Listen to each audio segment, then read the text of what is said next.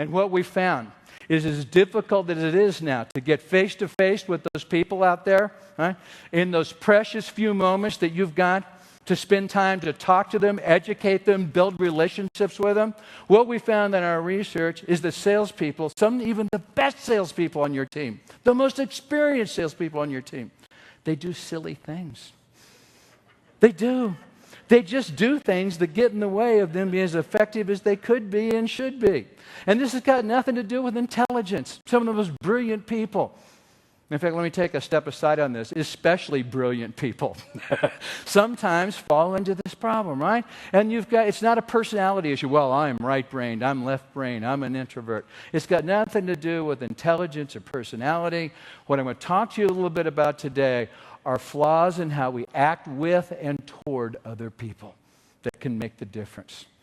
There's 16 habits that we discovered. Now, 6 are what we call primarily rookie mistakes. And one of them we call propagandizing, right? And of course, every successful organization is going to have a theme. They're going to have rhetoric, and this is important, right? Are we have any marketing people out here? Now, for marketing, this is important. We need a consistent message. But sometimes what some of the new people do is they don't customize that message to your market, your people, your personality. And it comes across as kind of stiff, comes across as phony. Propagandizing. Kind of a rookie mistake, right? Selling past the close. All my people who oh yeah, you know what I'm talking about, right? All of my people who have been doing this longer than 10 years, you know exactly what I'm talking about. Back when I was with Boston Scientific and I go out working with salespeople, we sold medical instruments, the actual handheld tools used to cut you open and sew you back up again. And the way our this is like a physical object, right? And our salespeople, the good ones, could make this instrumentation just come to life, right? It's about balance, it's about feel, it's control, it's an extension. And the doctor's going, yes, I've got to have one of these. And then the salesperson would keep doing what? Selling. I have observed salespeople selling themselves out of an order after the customer said yes. How many of you have observed similar situations? Yes, selling past the close. Now, there's 4 of these that can happen to anyone, and one of them is explaining failure. And that's that erroneous idea that if they just understood what went wrong, then they'd understand and it would be all right, right? No, it doesn't work that way. No?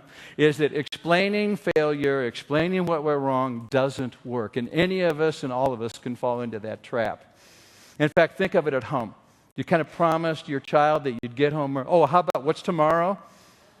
You promised that you'd get home early. You would be there in time for a Halloween trick or treat. But something comes up that you were unable to make it. Explaining to that child exactly what happened, does that make them feel better? No, it doesn't make. And explaining to a customer what went wrong. Well, we had 4 people not show up today. Right? You know what that customer's thinking? That's your problem, not mine. The people who did show up, why aren't they here serving me? That's exactly what they're thinking. And you know what the unintended consequences are when you tell your kid, even if it's true, even if what you say is absolutely accurate and true, if you tell your kid, I couldn't keep this promise to you because of this and this and this, what's the unintended message? You're not as important, right? So what you don't do is explain failure. Now, the next is obsessing over the numbers. Now, is focus important? Focusing on the numbers is important. Making the numbers is important. You reward it. You encourage it, right? But is there such a thing as maybe obsessing over the numbers? Getting so wrapped up in making the numbers in October that we kind of forget the big picture? That can sometimes happen to some people. So that's one of the habits. But what I'm going to talk about today are those 6